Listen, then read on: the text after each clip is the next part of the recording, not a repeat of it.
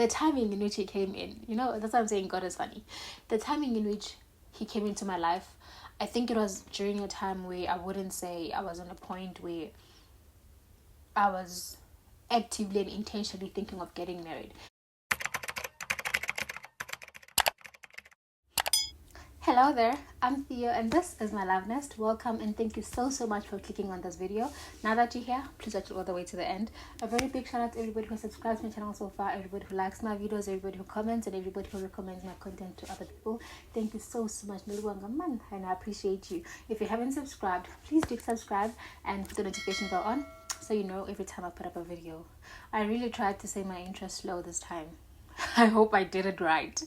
Anyway, I am back, but this time around I'm alone because I brought you guys a guest and you guys decided to like him more than you like me. So he's not coming back until you guys admit that you like me more than him. I'm joking. I'm joking. Today is just about me and hopefully we're going to have him again soon. Yeah, but one of the conditions of having him back is when you guys admit that you like me more than him. Anyway, without wasting time, let's get right into today's video. So I think the most recent video or two videos before this was me talking about, or rather my husband and I talking about how we met and we got married within a year. And one of the questions that emerged from that was that, were you ready? Like, girl, 12 months. And in all of that 12 months, you meet this guy, you date, there's engagement, there's lobolas, the wedding, moving in together, all in 12 months. Were you ready? And valid, like those questions are really valid because what do you mean? Also considering the fact that him and I were in a long distance relationship for most of our relationship. So for the first 9 months, I think, 9 months of the relationship, we were apart. We'd only see each other here and there. So really the were you ready question was very valid. So I'm just gonna be sharing my experience throughout this, or rather answering the question, was I ready for the marriage? And in a nutshell, the answer is definitely. I think I would have even gotten married even if we had done it in like 3 months. I probably would have gotten married. However, the biggest part of why I think I was ready is because I think I had done most of the work before I actually met my husband, years before I met my husband. And I actually do remember back when I was in grade 6, we were in class for social science, and I remember our teacher telling us that most university degrees take 4 years to complete. And I started doing my own little timeline of how my life would play out if I was to go to university for 4 years.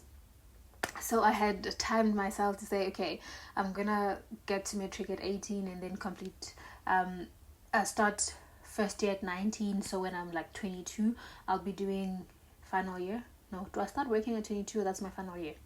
19, 20, 21, 22, 23. 19, 20, 21, 22. Yes, final year I'll be 22 and then I start working at 23. So in my head I had planned that sharp. 23 I'm working, and between my 23rd and 24th year, those years I dedicate to me, home, family, whatever I need to do as an independent grown girl. If I need to help out with, I don't know, whatever at home that needs like financial assistance, that those 2 years I'm dedicating for that. And then the plan was, rather the goal was, you get married at 25 and then by 30 I should have 2 kids. Look at me now. I'm 2 years away from 30. Where are the kids? Anyway, so that was the plan. 25 you get married. Okay. So throughout my whole adult life, like teenage, late teenage, early adult life, I was always living my life intentionally with the idea that I would want to be married at 25. And I know people are going to say, oh no, you're idolizing marriage, or you're centering your life around marriage and whatever. And truth is, I have always loved family. I've always loved marriage. I've always loved companionship. I've always loved this. So whether you had to tell me that, oh no, girls, thrive for independence, thrive to be a boss lady, thrive to do 1, 2, 3, I would have asked you, can't I do all of that if I'm married, So for me, my whole early adult life and late teenage life, I was planning my life, or rather working towards the goal of being married by 29. 25. Oh, 29. Why am I stretching it? So, yeah. So I just wrote down a few things that I intentionally did throughout that period. That actually got me to feel like when my husband met me, or when I met my husband, I was ready for him. I was ready for the marriage. I was ready for settling down, basically. So the first thing that I would intentionally do was to speak to married people. I was talking a lot to married couples, especially women, and people who I felt like were in positions I wanted to be in.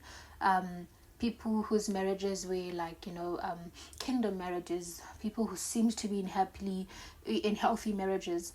Of course, I don't know what happens behind closed doors, but whatever I'm seeing on the outside, I would love to have that for myself. And if the outside is convincing enough to say these people are happy, then, I would want to have that even on behind closed doors in my own life, because I don't know what happens in their life. So whatever I'm seeing outside is influencing me to want to be like them. So I would intentionally talk to married people, spend time around married couples, and just have conversation, and not necessarily about how did you get married or how do I get married, whatever, but just having conversations in general, conversations around marriage, conversations around family, around just settling down and being with the family of your own.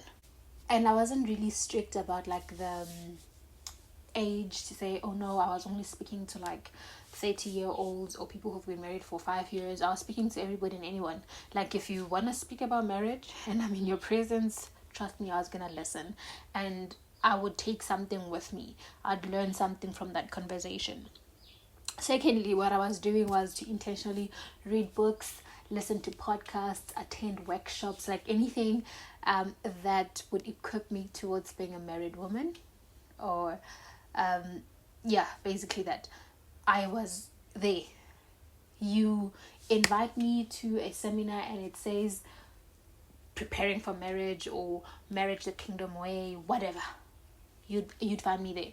Books, workshops, church services, whatever it takes, anything that was teaching you on how to be a kingdom wife, or how to prepare for marriage, how to be ready to be a spouse, such things. I was there and I was intentional about it, and I'd enjoy it. I'd enjoy reading such books, I'd enjoy listening to such podcasts, and it just felt right. I enjoyed it. I genuinely enjoyed it, and also it was an investment for myself. My husband and I were having a conversation about this earlier on, to say we're talking about a podcast that talks about equipping husbands and whatever, and he's like, I'd really like to attend like one of their workshops, and I was like, oh, look at you being an intentional husband. And his response was, in as much as I'd be doing this to benefit you as my wife, it is also for me as a husband, for me to know how to enjoy my marriage, how to put in fully in my marriage, and that I do not eventually end up resenting you as my wife. And I think that is what I had been doing this whole time, but I wasn't aware that like everything that I was doing, all the reading of books, attending of workshops and seminars, listening to podcasts, it was benefiting me more than it would benefit my husband. It was for me to be in a position where I say, I know I want this, I'd enjoy this, I'd thrive in this. This is what I want. So yeah, I was intentionally reading books, attending seminars, and yeah. The third thing that I would intentionally do to prepare myself for marriage, and this was mostly, in my late adult life. Why am I saying late adult life? When I had like entered into my mid-20s, and at this point, I was like probably 24, 25, and I can see, okay, I'm not getting married tomorrow. I'm not getting married like now. But anyway, another thing I had to do was to also work on myself. And I think this also played like a very big role towards me understanding or deciding if I really would want to be married, or if the opportunity presented itself, would I be ready. I was working on myself intentionally. So I was working on communication, how I communicate my feelings, how I communicate my expectations, how I communicate events in general. Whatever happens, how do I communicate it to the next person so that they understand me, and how do I also respond to somebody who is communicating with me. And by communication, I don't really mean like having conversation. I mean communicating, like conveying a message and receiving a message, and how I take that message. If it offends me, how do I respond to the person and not actually make it an offense to them as well. And if I am offended by what they are saying to me, do I resent them? How do I deal with that? I was working on myself so much in that area. I was also working on forgiveness, right? Because we humans, we're going to step on each other's toes every now and then. And if you guys are in a marriage setting, and these were things that I was obviously learning from reading and attending seminars, and that led me to saying, am I really in a position where I think I can be able to be a wife? So they'd always talk about forgiveness. And so I was like, okay, if I'm to be a wife, I should be willing to forgive. And forgiveness is not something that happens once. Even the Bible says that to forgive 70 times 7 times. Wait, is it 77 times or 70 times 7 times a day? Okay, that. But yeah, I had to work on forgiving, because at the end of the day, if I'm choosing to be with this person, it's supposed to be for a lifetime. And I can't not be able to forgive you for whatever happens. I need to be in a position where I am a forgiving person. So I had to work on myself in that regard as well. Also needed to help to work on myself on submission. I don't think I really had an issue with that. My only thing was that I would want to have a husband who would be able to lead me, and lead me in such a way that submitting for me wouldn't be difficult. Otherwise, submission has always been, I think, a default feature for me. So I still had to intentionally recognize that I need to submit. Once I'm married, I'm expected to submit to this man that I'm going to make my husband. So yeah, lastly, I had to intentionally work on myself in prayer. I've always been a church girl. I've always grown up in church. I've always understood prayer. But I also needed to be intentional to say, I need to pray. Because if I'm going to be a mother, a wife, a woman of a home, I would need to have my faith rooted really strong in Christ, and I need to sharpen that relationship I've got with Him on a daily. So I also had to work on my prayer life, to just enjoy prayer, to not feel like prayer is a chore, or like an obligation, like I am forced to do it. Like, it should just be something that I willingly do, something I enjoy doing. So I also had to work on myself in that regard.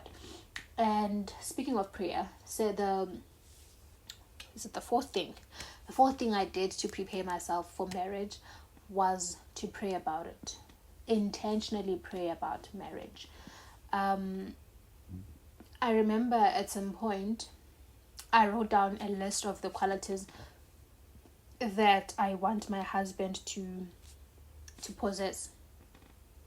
Everything from how he speaks, how he views marriage, how he views church, everything, just everything. I wrote down all of that, and I prayed about it. I prayed on it to a point where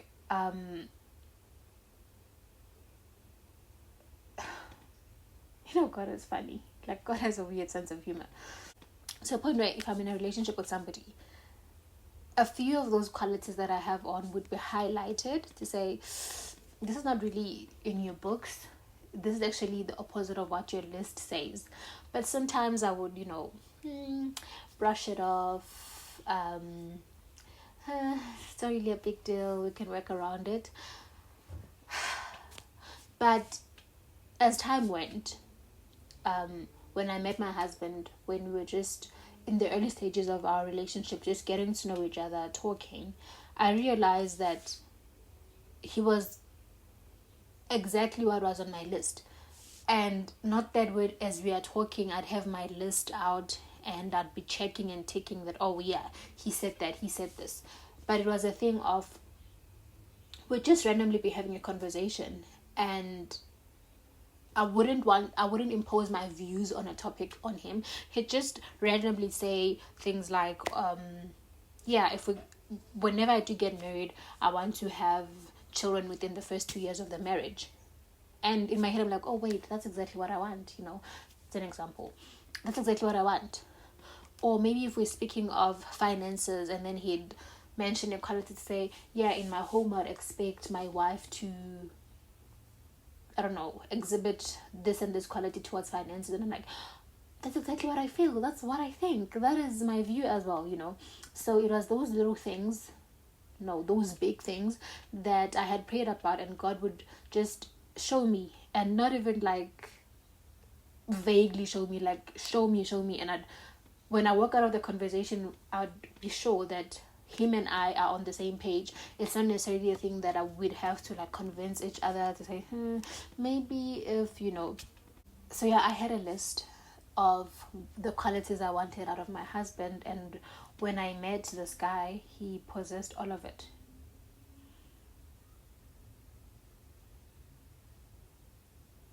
He possessed all of it. And lastly, the one thing that I intentionally did in preparation to marriage was that I never casually dated. I wouldn't be with somebody in a relationship setting and the goal was, oh no, we're just going with the flow, or let's just see where it goes, or whatever. I never did that. If we are in a relationship, from the get-go, you know what my end goal is, and from that you decide if you can offer that, you can give that. So throughout my life, of course, it's not a while we're still talking and getting to know each other, I'm already bombarding you with, yeah, I want to get married, no. But there would get to a point where I feel like I know you enough, and I need you to know, if we're going to be in this relationship, for me, it's not just vibes. I'm not doing this to pass time. I'm not doing this to trial and error or whatever. I've always been intentional that who I am with is a potential life partner. And that is what has always also kept me grounded. And I think that is also another reason I didn't have a lot of previous relationships, because if you're approaching me and I can tell already that, no, your lifestyle does not match what I want, there wouldn't even really be a reason for us to even go out for that lunch date that you're proposing. So yeah, those are the things that I did to prepare myself for marriage, and they honestly really did come in handy. I feel like when my husband came along, I was 100% ready for him. I was 100% ready for the marriage. However, the timing in which he came in, that's why I'm saying God is funny. The timing in which he came into my life, I think it was during a time where I wouldn't say I was on a point where I was actively and intentionally thinking of getting married. And he can also advocate for it that I never initiated conversations about marriage. We'd talk about marriage, but I wouldn't initiate conversations about, when do you think you and I can get married, or what is the timeline? Because at that time of my life, we met when I had just gotten back to school. I had just resigned from work, and I think I was in a position where I had shifted all of my focus from wanting to build a family, wanting to be a wife and a mom, to let me just get another degree. Let's just push time by getting a degree and see where this academic life can get us. And should marriage come along, it's probably going to be after the degree, because right now I cannot afford to initiate getting married. Because also getting married, apart from the wedding preparations and the wedding itself, I mean, that's easy stuff, honestly, towards marriage. But outside of that, the marriage itself would also require me to be fully present emotionally, mentally, financially. And with school happening, I wasn't really going to be able to give 100% of myself, especially financially. So I wasn't really actively saying, yeah, let's do it, because I felt like, hey, fit, I don't have the money to be initiating conversations around marriage. But because this man was just intentional about it, and he had also done his work on his side, he had prepared himself for this ministry of marriage on his own. When he came into my life and he found me in whatever state I was in, he was like, okay, I think this is it. And yeah, in 4 months of dating, we're engaged, and in 9 months we were married traditionally, and then we got a white wedding 12 months later. And I don't think I'd change anything about it, honestly. I wouldn't change anything about it. Even the long distance situation, I'd keep it as it is, because it really has played a very big role in the quality of relationship we have or had. So, yeah, again, to answer the question, was I ready for this marriage? Yeah, very ready. Otherwise, thank you so much for watching this video. If you liked it, give it a very big thumbs up. If you haven't subscribed, please do subscribe. And if you don't follow me on other socials, especially TikTok, please follow me. It's at Theo D Chauke. I'm still getting used to my new surname. I still tell people I'm Theo Damari, but yeah, it's Chauke now. And until I see you again, continue to take care and share the love. Bye.